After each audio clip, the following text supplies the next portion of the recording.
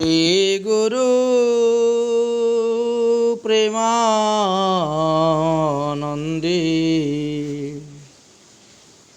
निताई गौरी सीतानाथ हरि हरि बोल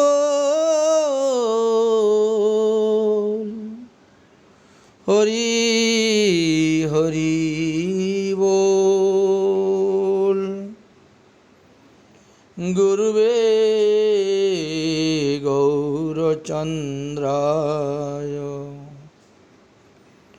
राधिकायै तदालये कृष्णाय कृष्णभक्ताय तद्भक्ताय नमो नमः। शुद्धि गौर भक्तबृंदगण, गौर कथा आस्वादन प्रसंगे এই পর্যন্ত আমরা ৪১টি পর্ব আস্বাদন করেছি। ৪১ পর্বেতে ছিল মহাপ্রভু তিনার পাদুকা বিষ্ণুপ্রিয়াকে দান করে চিরদিনের মতো নবদ্বীপ ত্যাগ করে চলে এসেছিলেন। সেই পর্যন্ত আমরা আস্বাদন করলাম। তারপরে সেখান থেকে মহাপ্রভু পুনরায় রওনা হলেন কলিয়া গ্রামের দিকে। এদিকে জনগণ সব প্রভুকে দেখিবার জন্য এসে উপস্থিত হয়েছেন। বিদ্যা বাচস্পতি হাত জোর করে বললেন, গত রাত্রি কোনো দিকে হেন নাহি জানি, আমা পাপিষ্টরে বঞ্চি গেলা সন্ন্যাসী মুনি। সত্য করি ভাই সব তোমরা সব স্থানে, না জানি চৈতন্য গিয়াছেন কোন গ্রামে।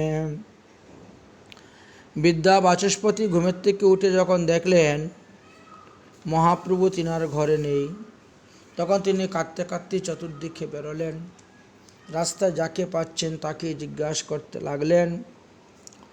এমন সময় একজন ব্রাহ্মণ আসিয়া বললেন, আমি তো শ্রী চৈতন্য মহাপ্রভুকে সাতকুলিয়া গ্রামে দেখে এসেছি, উনি ওখানেই আছেন, হরি নাম প্রেম বিতরণ করতেছেন।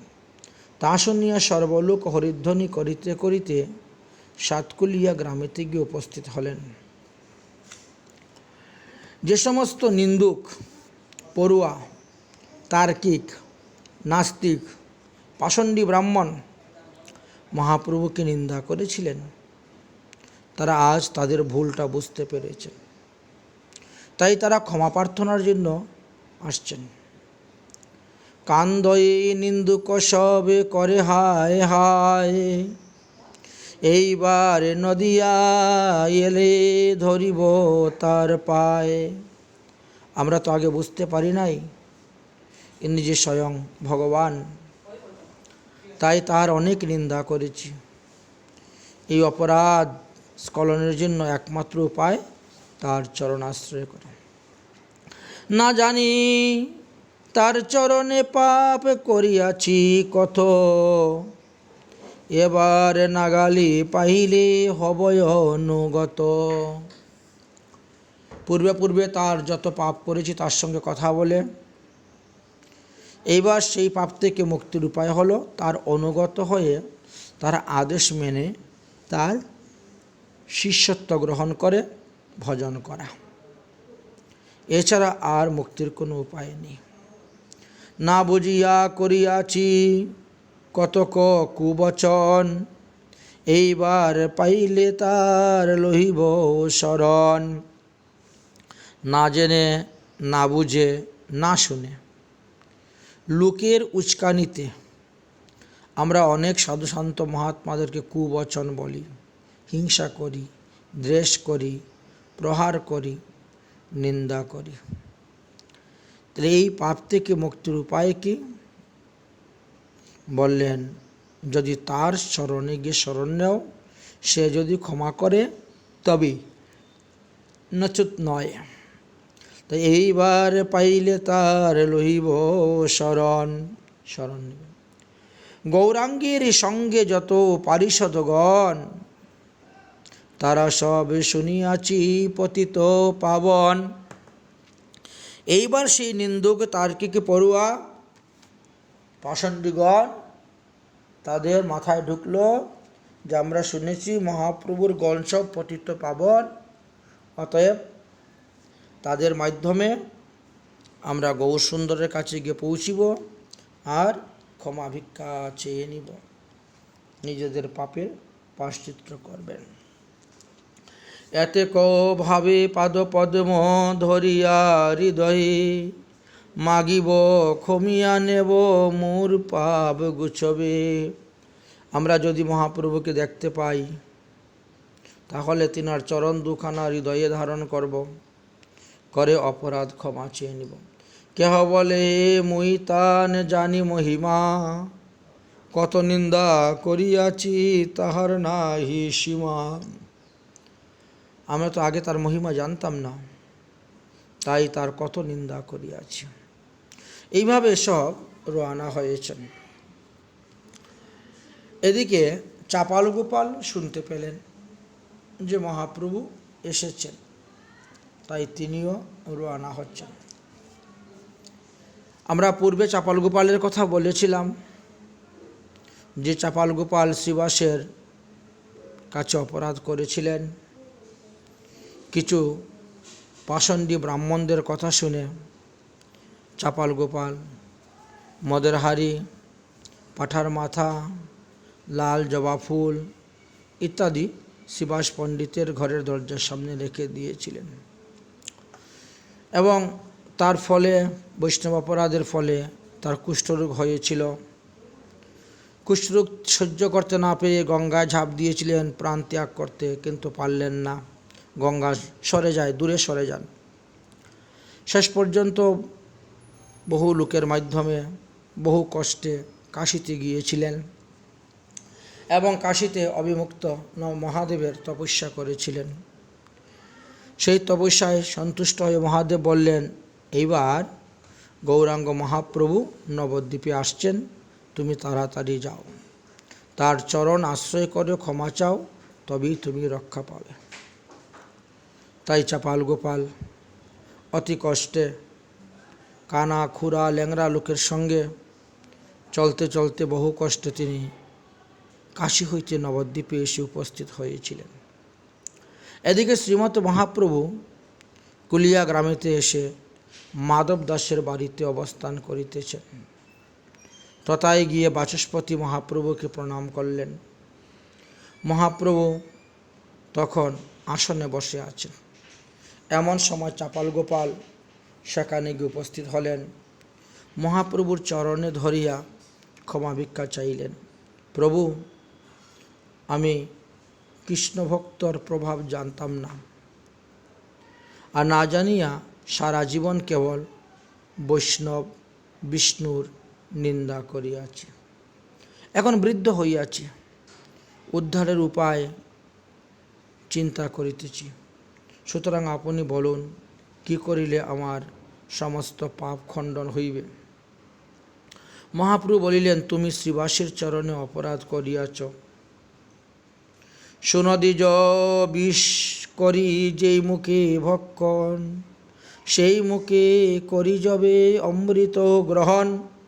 বিষয়ে জীর্ণ দেহ হয় অমর, অমৃত প্রভাবে এবে শুনো সে উত্তর। আচ্ছা, তোমাকে একটা গল্প শোনাচ্ছি বা উপমা। কীরকম? কোন এক ব্যক্তি বিষ পান করেছে। তো বিষ পান করলে পরে কী হবে? তার মৃত্যু অনিবার্য, যেহেতু সে বিষ ভক্ষণ করিয়াছে।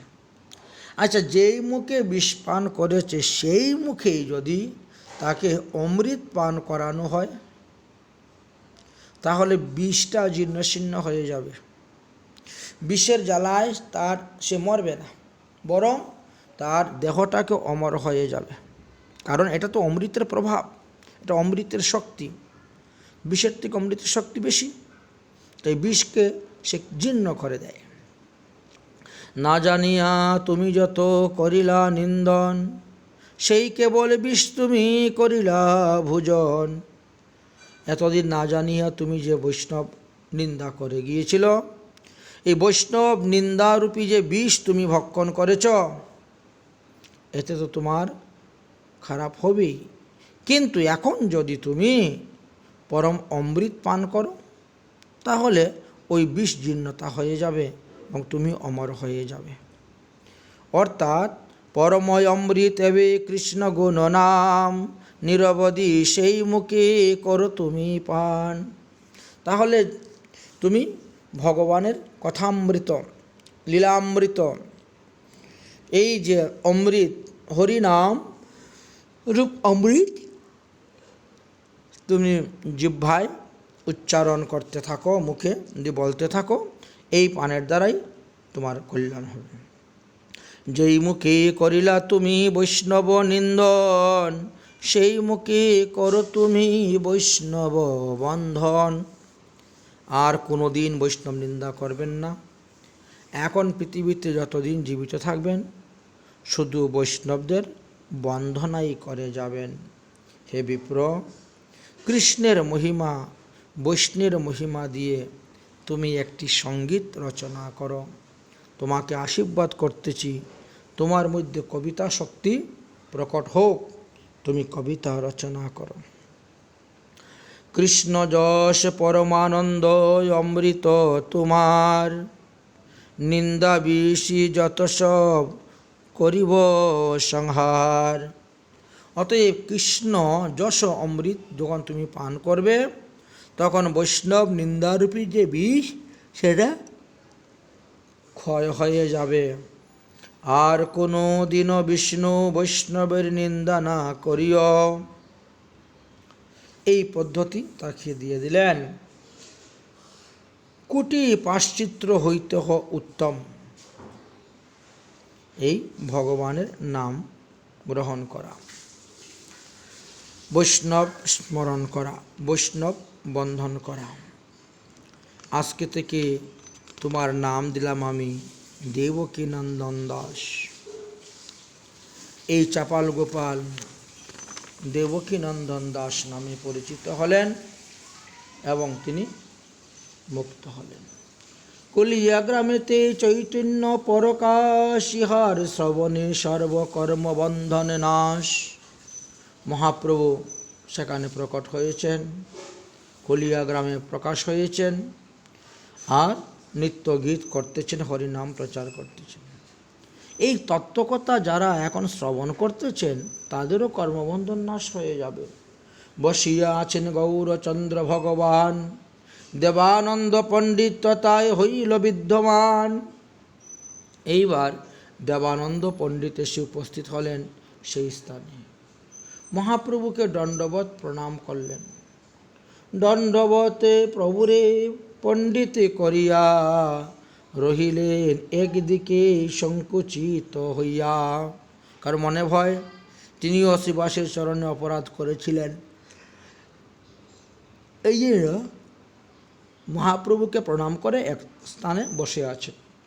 মহাপ্রভু বলিলেন, হে পণ্ডিত দেবানন্দজি, আপনি সর্বদা বিষ্ণু এবং বৈষ্ণবের তত্ত্ব না জানিয়া মায়াবাদী সূক্ষ্ম ব্রহ্মজ্ঞান নিয়ে পড়ে আছেন। ভাগবতে ভক্তিতত্ত্ব লুকিয়ে রেখে জ্ঞানের ব্যাখ্যা করে ঘুরে বেড়াচ্ছেন, যার ফলে আপনার শিষ্যগণের মধ্যেও ভক্তির লেশমাত্র নাই। আপনার শিষ্যগণ যখন শ্রীবাস পণ্ডিতকে অপমান করেছিল, ভাগবত সভা হইতে বের করে টেনে ফেলে দিয়েছিল, তখন আপনি বিন্দুমাত্র কিছু বললেন না, কিছু করলেন না। সেই কারণে আমি তোমার উপরে কৃপা করব না। এতদিন যাবৎ আমি অসন্তুষ্ট ছিলাম, কিন্তু একদিন তুমি আমার প্রিয় ভক্ত বক্রেশ্বরের সেবা করেছিলে। আমি নীলাচলে বসেই সেই কথা জানতে পেরেছিলাম, তাই আমি পরম সন্তুষ্ট হয়েছি। সেই সেবার ফলে তুমি আজ আমার কাছে আসতে পেরেছ। বক্রেশ্বরের কৃপাতে তোমার মনের কুবুদ্ধি নাশ হইয়াছে, তুমি নির্বেদ হইয়াছ, তুমি কেবল পাপী নয়, মহাপাপী ছিলে, কিন্তু আমি তোমাকে কৃপা করলাম এই জন্যই, যেহেতু তুমি আমার বক্রেশ্বর পণ্ডিতের সেবা করিয়াছ, আর তোমাকে কৃপা করার জন্যই আমার এই কুলীন গ্রামে আসা। শোনো বিপ্র, ভাগবতে সর্বদা এই বাখানিবা, ভক্তি বিনায় আর কিছু মুখে নাই আনিবা। যখন ভাগবত পড়বেন, ভাগবতে ভক্তি ছাড়া অন্য কিছু মুখে আনবেন না, তবেই তুমি ভাগবতের অপরাধ থেকে মুক্তি হইতে পারবে। আর শ্রীবাসের চরণে ধরে গিয়ে ক্ষমা ভিক্ষা চাও, কারণ গ্রন্থ ভাগবত এবং ভক্ত ভাগবত দুই সমান। ভক্ত ভাগবতের কৃপা হইলেই গ্রন্থ ভাগবতের শ্লোকের যথার্থ অর্থ স্ফূর্তি হয়। বেদান্ত পণ্ডিত, হে দেবানন্দ, তুমি তোমার শিষ্যবর্গ নিয়ে যাও, শ্রীবাসের চরণে গিয়ে ক্ষমা চাও। দেবানন্দ পণ্ডিত তখন সর্বশিষ্য সহিত রওনা হলেন এবং শ্রীবাসের চরণে ধরে ক্ষমা ভিক্ষা চাইলেন। দেবানন্দের অপরাধ দূর হইল, চতুর্দিকে বৈষ্ণবগণ হরিধ্বনি করিতে লাগিলেন। সেই দিন হইতেই দেবানন্দ মহাপ্রভুর বড় ভক্ত হইলেন। তখন প্রভু তাকে বললেন, চলো তুমি যাহ অধ্যাপন না করো গিয়া, কৃষ্ণ ভক্তি অমৃত সবারে বুঝাইয়া। আজ থেকে যে তুমি অধ্যাপনা করবে, সেখানে কৃষ্ণ ভক্তি ছাড়া আর মুখে কিছু আনবে না। কুলিয়া গ্রামেতে আসি শ্রীকৃষ্ণ চৈতন্য, দেবানন্দ পণ্ডিতেরে করিলা ধন্য। আজ অবধি সাতকুলিয়া গ্রামে গঙ্গার তটে দেবানন্দের অপরাধ ভঞ্জন ঘাট পরিচিত। যারা যান স্নান করতে বা পরিক্রমা করতে 9টি দ্বীপ, তারা অবশ্যই দর্শন করতে পেরেছেন। অতঃপর আসিলেন চাপাল গোপাল কুষ্ঠরোগ, জ্বরে জিত। মহাপ্রভু তাহাকে বলিলেন, আচ্ছা এই বিষয়ে আলোচনা হয়েছে। শ্রীবাস পণ্ডিতের স্থানে আছি অপরাধ, যাহা যাহ তিহু যদি করে হে প্রসাদ, তবে তোমার হইবে পাপমোচন, তুমি পূর্ণ জয়িছে নাহি কর আচরণ। তবে বিপিরল হইল শ্রীবাসের শরণ, তাহার কৃপায় হইল পাপে বিমোচন। কুলিয়ায় প্রকাশ যতেক পাপী ছিল, উত্তম মধ্যম নিচ সে সবার হইল। কুলিয়া গ্রামেতে আসি শ্রীকৃষ্ণ চৈতন্য, হেন নাহি যারে প্রভু না করিলা ধন্য। 7 দিনে রহিততা লোক নিস্তারিলা, সর্বপরাধগণ প্রকাশে তরিলা। তাহলে মহাপ্রভু কুলিয়া গ্রামেতে 7 দিন ছিলেন। দেবানন্দকে উদ্ধার করলেন, চাপার গোপালকে উদ্ধার করলেন, আরও অন্যান্য পাপী তাপী অপরাধী যত ছিল সবাইকে উদ্ধার করেছিলেন। এই জন্য সাতকুলিয়া নাম পড়ল। 7 দিনে রহিততায় লোক নিস্তারিলা, সবই অপরাধগণে প্রকাশ তারিলা। কুলিয়া গ্রামে প্রভু শুনিয়া আগমন, কোটি কোটি লোক আসে করেন সেবন। কুলিয়া গ্রামে কইল দেবানন্দ প্রসাদ, চাপালে গোপালে বিপ্রের ক্ষমাইলা। শ্রীবাস পণ্ডিত এর পাষণ্ডী নিন্দুক আদি যারা ছিল সবাইকে উদ্ধার করে দিয়েছিলেন, ক্ষমা করে দিয়েছিলেন এবং তাদেরকে কৃষ্ণপ্রেম দান করেছিলেন। গোসাই কুলিয়া হইতে চলিবা বৃন্দাবন, সঙ্গে সহস্র লোক যত ভক্তগণ। যাহা যায় প্রভু তাহা কোটি সংখ্যক লোক, দেখিতে আইসে দেখি খণ্ডে সকল দুঃখ। মহাপ্রভু বৃন্দাবনে যাওয়ার জন্য রওনা হচ্ছেন। কিন্তু সঙ্গে তো লক্ষ লক্ষ লোক। যেদিকে যাচ্ছেন তেদিকে লোকের সংখ্যা খালি দিনের পর দিন বেড়েই যাচ্ছে। যাহা যাহা প্রভুর চরণ পরে চলিতে, সেই মৃত্তিকালয় লোক গর্ত হয় পথে। মহাপ্রভুর চরণধূলি লোকে নিতে নিতে সেই রাস্তার মধ্যে বড় বড় গর্ত হয়ে যাচ্ছে। এইভাবে পথ চলে মহাপ্রভু জ্যৈষ্ঠ মাসের সংক্রান্তি দিনে শ্রীরামকেলি গ্রামেতে এসে উপস্থিত হলেন। তাই আজ সেই সংক্রান্তি দিবস জ্যৈষ্ঠ মাসের। আজকে রামকেলি গ্রামে এসে মহাপ্রভু উপস্থিত হয়েছেন। লক্ষ লক্ষ লোকের সেখানে ভিড়। ওই চে চলিয়া আইলা প্রভু রামকেলি গ্রাম, গৌরের নিকটে গ্রাম অতি অনুপম। গৌরমণ্ডলের বা গৌরেশ্বর রাজার নিকটবর্তী গ্রামই এই রামকেলি গ্রাম।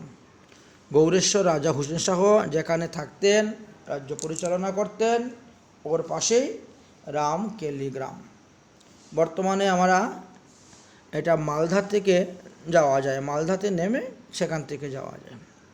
ওই চে চলিয়া আইলা প্রভু রামকেলি গ্রাম, গৌরের নিকটে গ্রাম অতি অনুপম। যাহা নিত্য করেন প্রভু প্রেমেতে চেতন, কোটি কোটি লোক আইসে দেখিতে চরণ। মহাপ্রভু প্রেমে নিত্য করতে যখন ভূমিতে পড়ে যান, তখন মহাপ্রভুর চরণধূলি নিতে কোটি কোটি লোক ব্যস্ত। এদিকে গৌড়ের রাজা তখন ছিলেন মুসলমান, তিনি নাম ছিলেন হুসেন শাহ। এত কোলাহল হরিধ্বনি শুনে তিনি নানা রকম চিন্তার মধ্যে পড়ে গেলেন। এই জন্য তিনি কোতোয়াল পাঠাইলেন, যাও তো কোতোয়াল বিষয়টা কি দেখে আসো। কোতোয়াল গিয়েছেন দেখার জন্য। সন্ন্যাসী এক আসিয়াছে রামকেলি গ্রামে। প্রভু, একজন সন্ন্যাসী রামকেলি গ্রামে এসেছে, তার পিছনে অনেক লোক। সন্ন্যাসীর পিছনে এত লোক, বিষয়টা কি, কেন সন্ন্যাসী আসিয়াছে তা তো আমি জানতে পারবো না। রাজা তখন কেশব ছত্রীকে পাঠালেন, যাও তো কেশব ছত্রী, তুমি দেখে আসো ব্যাপারটা কি। কেশব ছত্রী গিয়ে দেখলেন মহাপ্রভু এসেছেন। চিন্তা করলেন এখন কি বলবো, যদি সত্যি কথা বলি রাজা যদি আবার হানা করে, উনি তো আবার হিন্দু বিদ্বেষী, হিন্দুদের মূর্তি ভাঙ্গা বিভিন্ন কর্মতে উনি খুব পারদর্শী। কেশব ছত্রী বড় চিন্তার মধ্যে পড়ে গেলেন। 7 পা চিন্তা করে কেশব ছত্রী বললেন, কোনো মহাপুরুষ আসিয়াছেন গ্রামে, তাহার পিছনে কয়েকজন লোক ঘুরতেছে। কি বলো তুমি? রাজা বলছেন, সে এসে বলল হাজার হাজার লোক, লক্ষ লক্ষ লোক তিনার পিছনে ঘুরতেছ, তুমি বলছো কয়েকজন লোক। কিন্তু আমার মনে সন্দেহ হচ্ছে, আমি তো মানুষকে টাকা দিলেও লোক আমার পিছনে ঘুরে না, আর বিনা পয়সায় ওই সন্ন্যাসীর পিছনে এত লোক কেন ঘুরতেছে, ইহার কারণটা কি? কেশব ছত্রী তখন মহাপ্রভুর মহিমাটা গোপন করলেন, করে বললেন, আরে ভিখারি সন্ন্যাসী করে তীর্থ পর্যটন, তাহারে দেখিতে আইল 2-4 জন। মহারাজ, অত তীর্থ পর্যটন সন্ন্যাসী ঘুরতে ঘুরতে এখানে এসেছে, তাকে দেখার জন্য কিছু লোক এসেছে, 2-4 জন, এই একটু কোলাহল হচ্ছে। বাদশার মনে সন্দেহ হলো। তিনি ফিরু মন্দিরা নামে যে মন্দিরা তৈরি করেছিলেন, ওর উপরে উঠলেন, অনেক উচ্চ মন্দিরা। ওকে উঠলে বহু দূরের বস্তু দেখা যায়, কারণ তখনও দূরবীনের ব্যবহার হয় নাই, আবিষ্কার হয় নাই। তাই তিনি ওই মন্দিরের উপরে উঠলেন দেখার জন্য। দেখলেন যে মহাপ্রভু অপূর্ব রূপ, তিনি নৃত্য গীত করতেছেন এইভাবে। এদিকে হিন্দু বিদ্বেষী হুসেন শাহ এইসব জিনিস দর্শন করতেছেন, তাই ভয়ে কেশব ছত্রী বড় বিপদে পড়ে গেলেন। কি জানি কি করেন।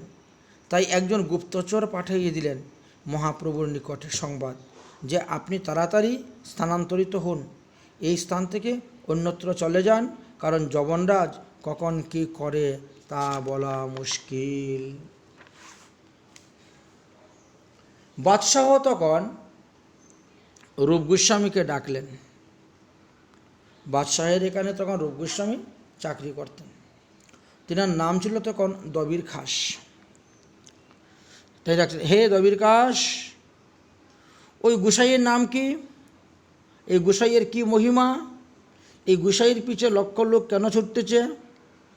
তুমি আমাকে সত্যি করে বলো। কোতোয়াল, কেশব ছত্রী কেউ ঠিকভাবে আমাকে জবাব দিতে পারে নাই।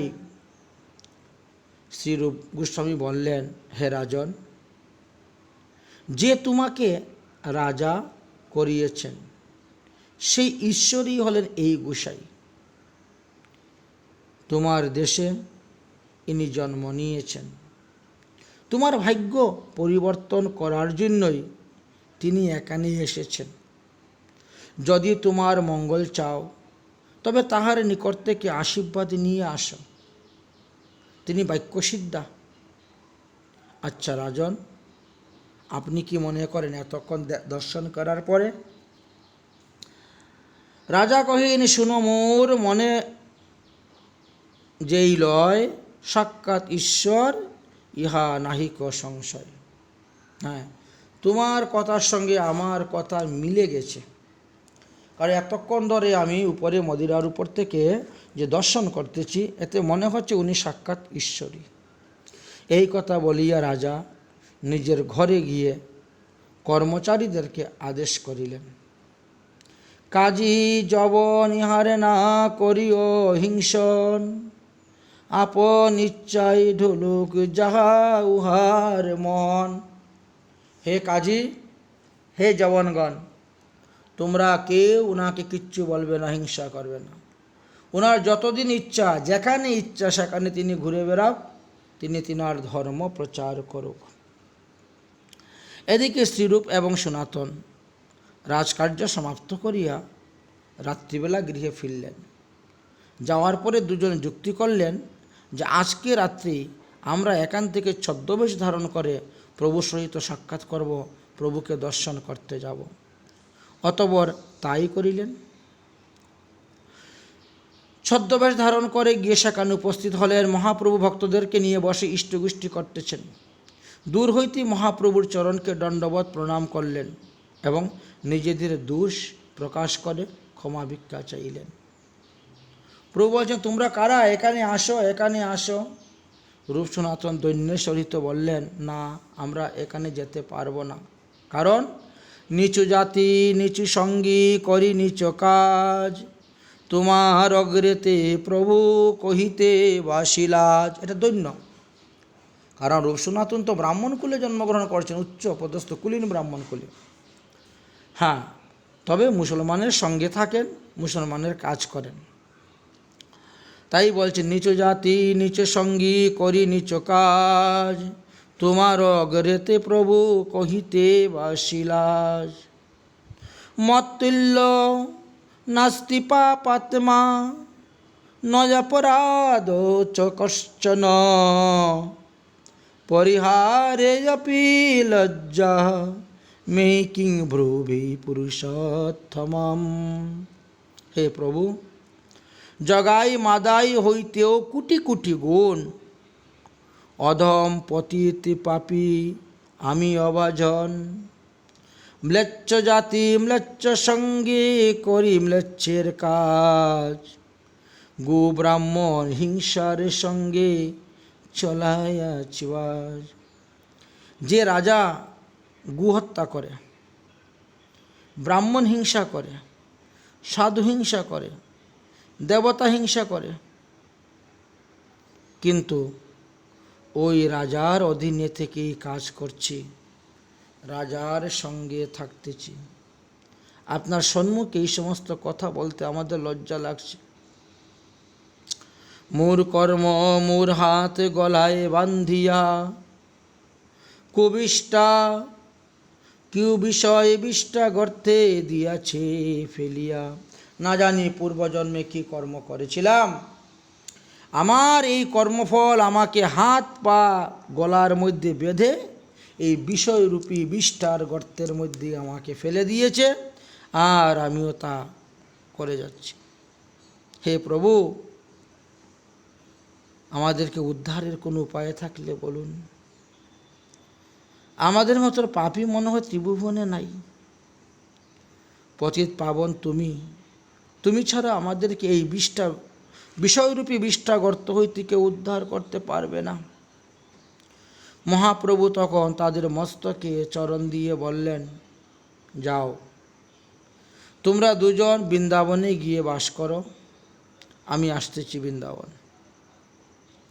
এখন দৈন্য ছাড়ো, তোমাদের দৈন্য দেখে আমার বুক ফেটে যাচ্ছে।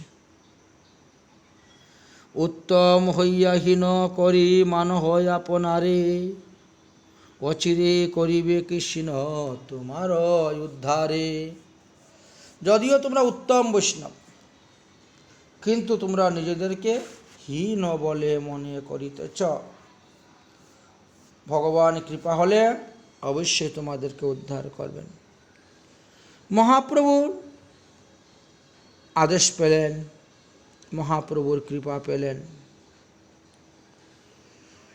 শুনো অমর আর সন্তোষ।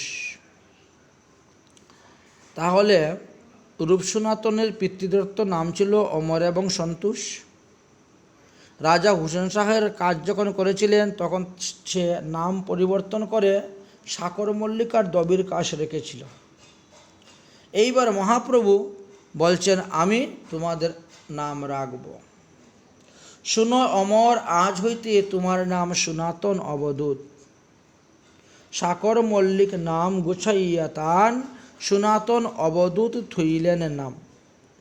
আর সন্তোষকে বললেন, আজ থেকে তোমার নাম হলো শ্রীরূপ গোস্বামী। অতঃপর মহাপ্রভু বৃন্দাবনে যাওয়ার কথা আলোচনা করলেন। আমি তো বৃন্দাবনে যাওয়ার জন্য রওনা হয়েছিলাম, তো রাস্তায় বিভিন্ন জায়গা দর্শন ভ্রমণ করতে করতে সময় অতিবাহিত হয়ে যাচ্ছে, আর কাল বিলম্ব করা যাবে না। এইবার এই রামকেলি গ্রাম হইতেই আমি আরও সামনের দিকে অগ্রসর হব এবং কানাই নাটশালা হয়ে আমি বৃন্দাবনের অভিমুখে রওনা হব। এটা আমার একান্ত ইচ্ছা। মহাপ্রভুর কথা শুনে সনাতন প্রভু বললেন যে, প্রভু, এখন আপনার বৃন্দাবন যাওয়া উচিত হবে না। কেন? যার সঙ্গে হয় এই লোকলক্ষ কোটি, বৃন্দাবন যাইবারে নহে পরিপাটি। এত লোক নিয়ে বৃন্দাবনে গেলে বৃন্দাবন আস্বাদন হবে না, অতএব এখন বৃন্দাবন যাওয়া ঠিক হবে না। এই কথা বলে রূপ সনাতন চলে গেলেন। মহাপ্রভু সারা রাত্রি বসে বসে চিন্তা করলেন যে সনাতন আমাকে কি বলে গেল। আচ্ছা, মহাপ্রভু যে জগন্নাথ পুরী হইতে রওনা হয়েছেন নীলাচল হইতে, উনি বৃন্দাবন যাবেন। তো তিনি যে যে রাস্তা ধরে আসছিলেন সেই রাস্তাগুলা কে তৈরি করে দিয়েছিলেন জানেন? নৃসিংহানন্দ। ভগবানের মহাপ্রভুর এক প্রিয় ভক্ত ছিলেন নৃসিংহানন্দ। তিনি ধ্যানে বসে রাস্তা তৈরি করতেছেন। মনের দ্বারা ধ্যানে বসে রাস্তা তৈরি করে করে যাচ্ছেন, আর মহাপ্রভু পিছে পিছে সেই রাস্তা হয়ে আসছেন। প্রভু বৃন্দাবনে যাওয়ার পথ নৃসিংহানন্দ মানুষে নির্মাণ করিতে লাগিয়েছেন, কিন্তু কানারি নাটশালা পর্যন্ত যাওয়ার পরে তিনি আর রাস্তা তৈরি করতে পারছেন না। এর আগে তিনার মন চলতেছে না। আগে মন নাহি চলে, না পারে বাঁধিতে, পথ বান্ধা না যায়, নৃসিংহ হইলা বিস্মিতে। নৃসিংহানন্দ নীলাচল হইতে জগন্নাথপুরী হইতেই রাস্তা বেঁধে বেঁধে বেঁধে বেঁধে কানারি নাটশালা পর্যন্ত এসে উপস্থিত হলেন। তারপরে আর তিনি পদ বাঁধতে পারতেছেন না, তিনি নিজেই বিস্মিত হয়ে গেলেন।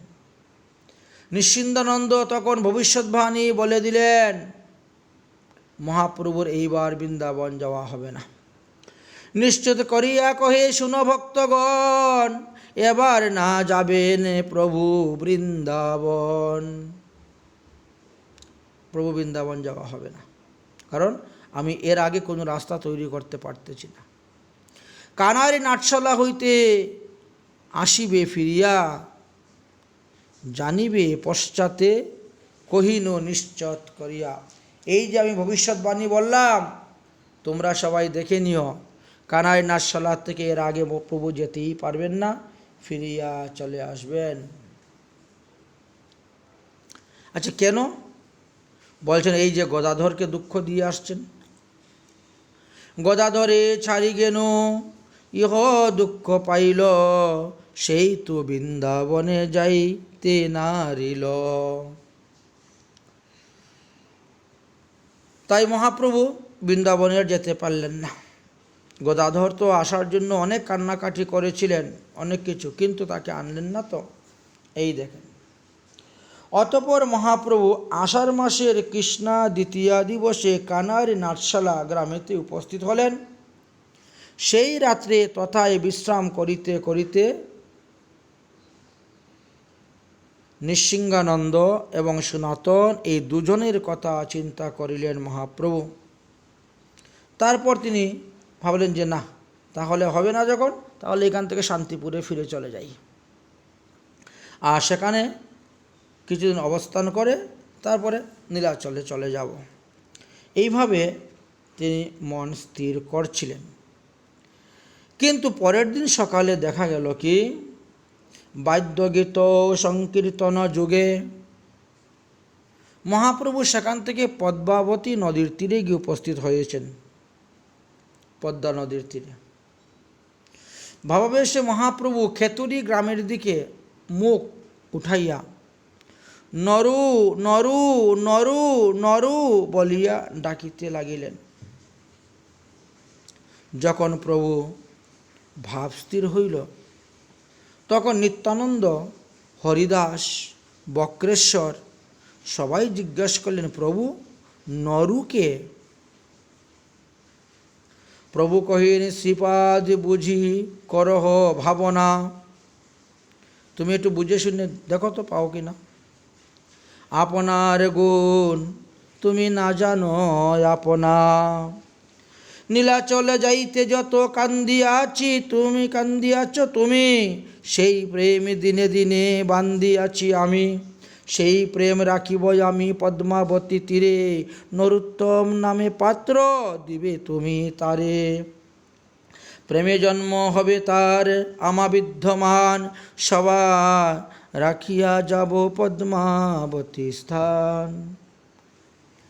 দেখো, আমরা যখন নীলাচলের দিকে রওনা হয়েছিলাম সন্ন্যাস গ্রহণ করে, তখন রাস্তায় যে আনন্দ উৎসব কীর্তন নৃত্য ক্রুন্ধন আদি হয়েছিল, সেই প্রেম দিনে দিনে বন্ধন করে করে রাখা হয়েছিল। ওই প্রেম আজকে আমি এই পদ্মাবতী নদীর কাছে রেখে যাব গচ্ছিত করে। কিছুদিন পরে নরোত্তম নামে এক ব্যক্তি জন্মগ্রহণ করবে, আর সে যখন এই নদীতে এসে স্নান করবে, তখনই হে পদ্মা দেবী তুমি তাকে প্রেম দান করিবে।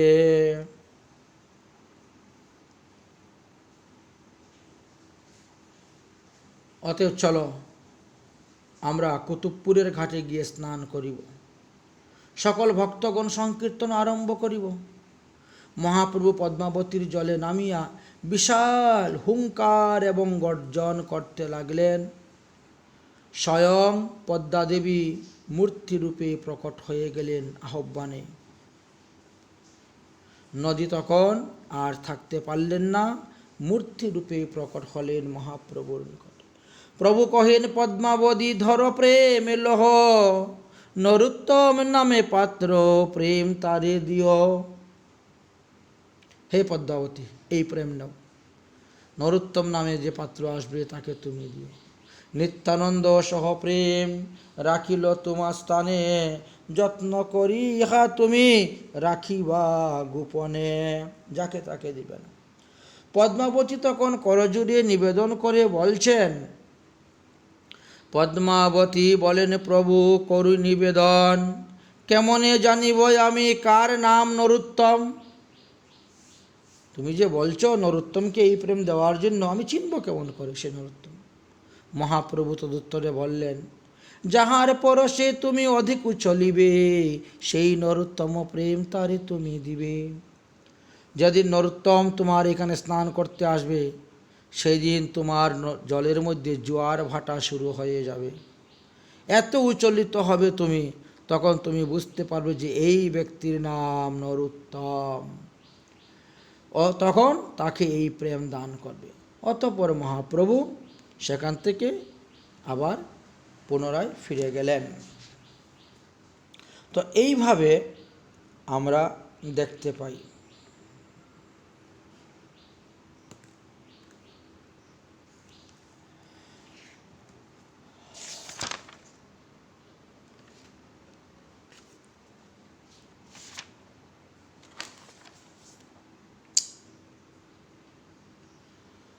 এদিকে শচীদেবী শুনতে পেলেন যে মহাপ্রভু পুনরায় আবার শান্তিপুরে এসে উপস্থিত হয়েছে।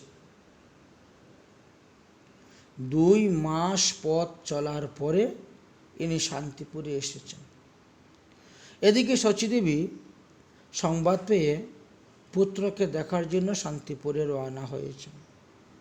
সঙ্গে গঙ্গাদাস, মুরারি প্রভৃতি ভক্তরা ছিলেন। দুলায় করে শান্তিপুরে গিয়ে উপস্থিত হলেন। মহাপ্রভুর সঙ্গে সাক্ষাৎ করলেন অদ্বৈত প্রভুর মন্দিরে। শচীদেবী অদ্বৈত ভবনে পৌঁছিয়া তিনি নিমাইয়ের জন্য রন্ধনাদি কার্য করলেন। ওই দিন উত্তম উত্তম 20 প্রকারের শাক রান্না করেছিলেন। বিভিন্ন প্রকার ব্যঞ্জন আদি দ্বারা মদন গোপালের ভোগ লাগানো হয়েছিল। মহাপ্রভু ভক্তদেরকে নিয়ে তখন সেখানে প্রসাদ গ্রহণ করেছিলেন। তারপরে গঙ্গাদাসের বাড়িতে গিয়ে উপস্থিত হয়েছিলেন। এইভাবে প্রভু আর নবদ্বীপে ফিরে না আসে সেই দিকে ঘুরতে শুরু করলেন। গৌরীদাস বললেন, প্রভু পূর্বে আপনার শ্রী বিগ্রহরূপে আমার এখানে অবস্থান করিতেছেন, সেই দুইয়ের পরিবর্তে এখন আপনারা দুজনকে আমি আমার ঘরে রাখতে চাই। অতএব আপনারা কৃপা করে আমার মন্দিরে থাকুন। মহাপ্রভু নিত্যানন্দ প্রভু তখন মন্দিরের ভিতরে প্রবেশ করলেন। করা সত্ত্বেও সেই 2 বিগ্রহ হেঁটে চলে যেতে শুরু করলেন। নিতাই গৌর বিগ্রহ হেঁটে চলে যাচ্ছে, অমনি গৌরীদাস দৌড়ে গিয়ে শিকল দ্বারা বন্ধন করছেন। এ কি, তোমরা চলে যাচ্ছ কেন? গৌরীদাস দেখলেন বাহিরে 2 ভাই বিগ্রহ রূপে ছিলেন, আবার জীবন্ত হইয়া তাহারা চলতে শুরু করে দিয়েছেন। গৌরীদাস তাড়াতাড়ি ঠাকুর ঘরে প্রবেশ করলেন। গিয়ে দেখেন সেই জীবন্ত ঠাকুর তিনি ঘরেই রয়ে গেছেন। অর্থাৎ কোন শ্রীবিগ্রহ জীবন্ত বুঝতে পারলেন না। অর্থাৎ ভগবানের সব বিগ্রহই জীবন্ত হয়ে যায় যখন প্রাণদান করা হয় বৈদিক বিধি অনুসারে। তো এইভাবে মহাপ্রভু অপূর্ব লীলা করেছিলেন কালনার গৌরীদাসের বাড়িতে। ঠাকুর পণ্ডিত বাড়ি গৌরাচাঁদ ফিরি ফিরি, নিত্যানন্দ বলে হরি হরি। কান্দি গৌরীদাস বলে পরি প্রভুর পদতলে, প্রভু না ছাড়িবে মোর বাড়ি। আমার বচন রাখো অম্বিকা নগরে থাকো, এই নিবেদন তুয়া পায়। যদি ছাড়ি যাবে তুমি নিশ্চয় মরিব আমি, রহিব সেই নিরখিয়া কায়। তোমরা যে 2 ভাই থাকো মোর এই ঠাই, তবে সবার হয় পরিত্রাণ। পুনর্নিবেদন করি না ছাড়িও গৌর হরি, তবে জানি পতিত পাবন। প্রভু কহিন গৌরী দাস, ছাড়হ এ মত আশ, প্রতিমূর্তি সেবা করি দেখো, তাহাতে আছি আমি নিশ্চয় জানিও তুমি, সত্য মোর এই বাক্য রাখো। এত শুনি গৌরী দাস ছাড়ি দীর্ঘ নিঃশ্বাস, ফুকারি ফুকারি পুনর কাঁদে, পুনর সেই দুই ভাই প্রবোধ করে হে তাই, তবু হিয়া স্থির নাহি বাদে। কহে দিন কৃষ্ণ দাস, চৈতন্য চরণে আস, দুই ভাই রহিল হেতায়, ঠাকুর পণ্ডিতের প্রেমে বন্দী হইলা দুইজনে, ভকত বৎসল তিহু গাই। এই গৌরীদাসের প্রেমেতে বশীভূত হয়ে মহাপ্রভু তাদের গৃহে বিগ্রহ রূপে অবস্থান করলেন। তখন তিনি বলছেন, আমি এই বিগ্রহ চাই না, আমি তোমাদেরকে চাই। তোমাদেরকে চাই বলে মহাপ্রভুর দুই হাত বেঁধে দিয়েছেন, নিত্যানন্দ প্রভুর দুই হাত বেঁধে দিয়েছেন। তখন মহাপ্রভু নিত্যানন্দ প্রভু বিগ্রহর মতো হয়ে গেছেন, আর ওই দুই বিগ্রহ হেঁটে চলে যাচ্ছে।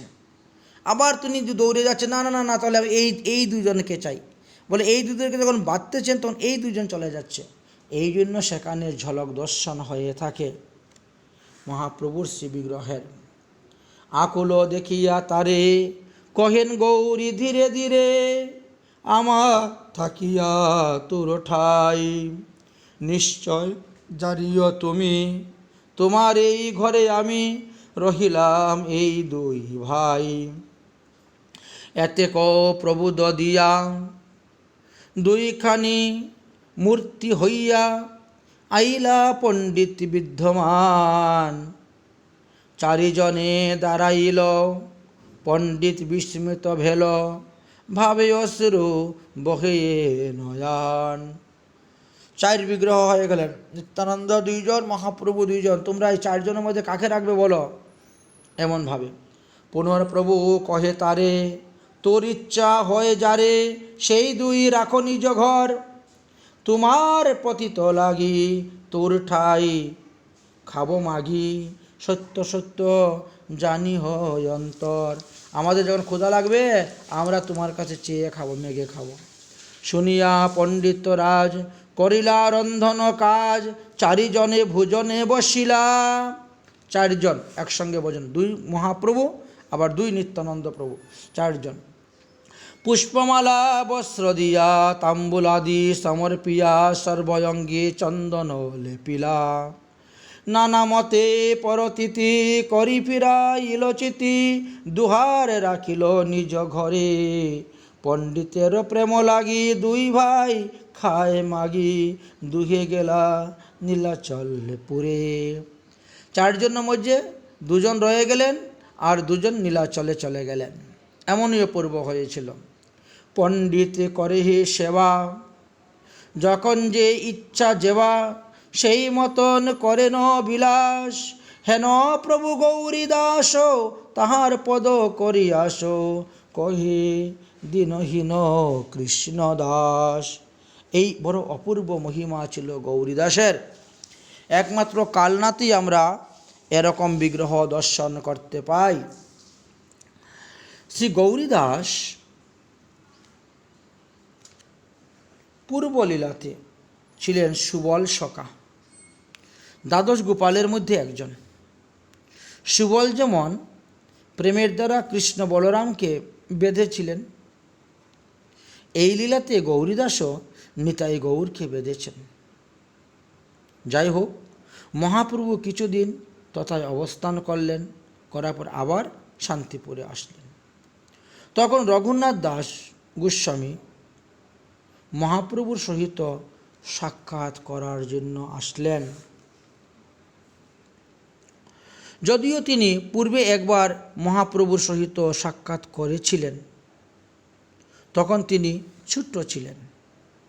এইবার মহাপ্রভু নীলাচল হইতে যখন পুনরায় আসিয়াছেন, তখন রঘুনাথ দাস গোস্বামী তাহার পিতাকে বলিলেন, আজ্ঞা দেহ, যাইয়া দেখি প্রভুর চরণ, অন্যতায় না রহে মোর শরীরে জীবন। হে পিতা, তুমি যদি আমাকে আদেশ না দেও তাহলে আমার এই দেহের মধ্যে প্রাণ থাকবে না। তুমি কালকে দেখবে আমি মৃত। তখন তাহার পিতা গোবর্ধন, উনি তো খুব বড় জমিদার, সে 500-550 বৎসর আগেই, যার 12 লক্ষ টাকা ছিল বাৎসরিক আয়। কিন্তু আমরা অন্যান্য গ্রন্থ দেখতে পাই 20 লক্ষ টাকা। তিনি সরকারকে দেখাতেন 12 লক্ষ টাকা আয়, কিন্তু 20 লক্ষ টাকা ছিল। যাই হোক, তখন 1 টাকা দিয়ে 8 মণ ধান কেনা যেত, এমন সময় ছিল। 8 মণ চাল কেনা যেত, সেই সময়কার কথা। তো বহু অর্থ সামগ্রী দিয়ে সঙ্গে 11 জন প্রহরী দিলেন, যাতে সে কোথায় পালিয়ে যেতে না পারে। তাকে শান্তিপুরে নিয়ে যাবে, প্রভুর চরণ দর্শন করিয়ে আবার শান্তিপুর থেকে ফিরে নিয়ে আসবে। টাকা পয়সা, খাদ্য সামগ্রী দিলাম, ওখানে যত বৈষ্ণব আছে এদের যেন সেবা হয় এই ব্যবস্থা করে। ঠিক আছে। এইভাবে রঘুনাথ দাস গোস্বামী এসেছিলেন মহাপ্রভুর চরণ দর্শন করতে। 7 দিন শান্তিপুরে প্রভু সঙ্গে রহে, রাত্রি দিন সবে মনের কথা কহেন। রক্ষকের হাতে মই কেমনে ছাড়িমু, কেমনে প্রভুর সঙ্গে নীলাচলে যামু। সর্বজ্ঞ গৌরাঙ্গ প্রভু জানি তার মন, শিক্ষারূপে করেন তারে আশ্বাস বচন। মহাপ্রভু তখন তাকে আশ্বাস বাক্য দিলেন, দিয়ে তাকে বুঝিয়ে দিলেন কিভাবে গৃহত্যাগ করে তোমাকে নীলাচলে আসতে হবে সেই কথা। আবার যখন দেখেন যে ওই রাজার প্রহরীগণ, অর্থাৎ গোবর্ধন জমিদারের প্রহরীরা সামনে এসে যাচ্ছে, তখন মহাপ্রভু কথার ঢং পরিবর্তন করে, যেমন তিনি রঘুনাথকে শাসন করতেছেন এইভাবে বড় বড় করে কথা বলতে শুরু করেন। হে রঘুনাথ, তুমি ওই রকম ফলগু বৈরাগ্য ত্যাগ করো, তুমি যুক্ত বৈরাগ্য গ্রহণ করো, তুমি এইসব কী করতেছ? কিন্তু বাস্তবে এইগুলা মহাপ্রভুর মনের কথা নয়, এইগুলা ওই সিপাহীগুলাকে, পাহারাদারগুলাকে শোনানোর জন্য মহাপ্রভু বলতেন, যাতে তারা বুঝতে পারে যে মহাপ্রভু রঘুনাথকে সংসার ত্যাগের কোনো বুদ্ধি দিচ্ছেন না, তিনি সংসার করার জন্যই বুদ্ধি দিচ্ছেন। তাই মহাপ্রভু এদেরকে শুনিয়ে শুনিয়ে বলছেন, স্থির হইয়া ঘরে যাও, না হও বাতুল, ক্রমে ক্রমে পায় লোক ভবসিন্ধু কুল। মর্কট বৈরাগ্য না কর লোক দেখাইয়া, যথাযোগ্য বিষয়ে ভুঞ্জ অনাসক্ত হইয়া। এই শ্লোকটা পড়ার পরে অনেকেই মনে করেন যে রঘুনাথ দাস গোস্বামীর মনে হয় মর্কট বৈরাগ্য ছিল, কিন্তু মোটেই না, একটুকু মর্কট বৈরাগ্য ছিল না। ওটা ওই সিপাহীদেরকে লক্ষ্য করে বলেছিলেন, যাতে তারা বুঝতে না পারে মহাপ্রভুর সঙ্গে রঘুনাথ দাস গোস্বামীর কী যুক্তি হচ্ছে গৃহত্যাগের। আচ্ছা, মর্কট বৈরাগী কাকে বলা হয়? তদুত্তরে বলা হয়েছে, হৃদয়ে বিষয় বাসনা প্রবল এবং এটা গোপনে গোপনে আছে, কিন্তু বাহিরে প্রবল বৈরাগ্য দেখাচ্ছেন। এই সমস্ত অভিনয়গুলা বানরের মধ্যে দেখা যায়। এই জন্য বানরের এই বৈরাগ্যকে মর্কট বৈরাগ্য বলা হয়েছে। অন্তরে নিষ্ঠা করো, বাহ্যে লোক ব্যবহার, অচিরাতি কৃষ্ণ তোমায় করিবে উদ্ধার। তাহলে অন্তরে তুমি নিষ্ঠা রাখো ভগবানের প্রতি, আর বাইরে দিয়ে লোক ব্যবহারটি ঠিক রেখে দাও। চলো এইভাবে কিছুদিন চলো, অবশ্যই ভগবান তোমাকে কৃপা করবেন, তুমি উদ্ধার হইবে।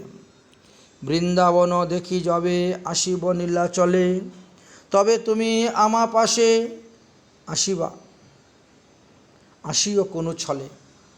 আমি তো এখন বৃন্দাবনে যাচ্ছি, তো বৃন্দাবন থেকে আমি ঘুরে আসার পরে তুমি নীলাচলে যাবে, যে কোনো যেন তেন প্রকারেণ আমার সঙ্গে দেখা করবে, তখন আমি তোমাকে সাধ্য সাধন তত্ত্ব সব কিছু শেখাবো। সেই চলে সকালে কৃষ্ণ স্ফুরায় তোমার, কৃষ্ণ কৃপা যারে তারে কে রাখিতে পারে।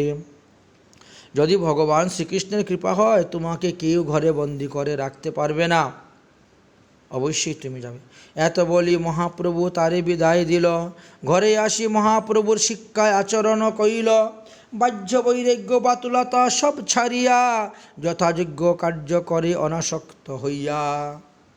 এই তো যথাযোগ্য কার্য শুরু করলেন। তিনার পিতার সঙ্গে তিনি যেতেন, খাজনা আদায় করতেন, কর আদায় করতেন, রাজকার্য দেখাশোনা করতেন, খুব এইভাবে করতে শুরু করেছিলেন।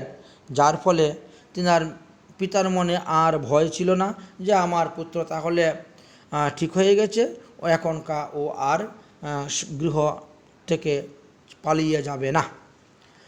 এমনকি অতি অল্প বয়সেই অপ্সরার মতো সুন্দরী একটি কন্যাকে বিবাহ দিয়ে দিয়েছিলেন, যাতে সেই কন্যার প্রেমেতে ফাঁদেতে পড়ে রঘুনাথ গৃহে থাকে। এইভাবে যাই হোক, তথাপিও এত ঐশ্বর্য, এত বৈভব, এত টাকা পয়সা সব কিছু ত্যাগ করে তিনি নীলাচলে চলে গিয়েছিলেন মহাপ্রভুর নিকটে।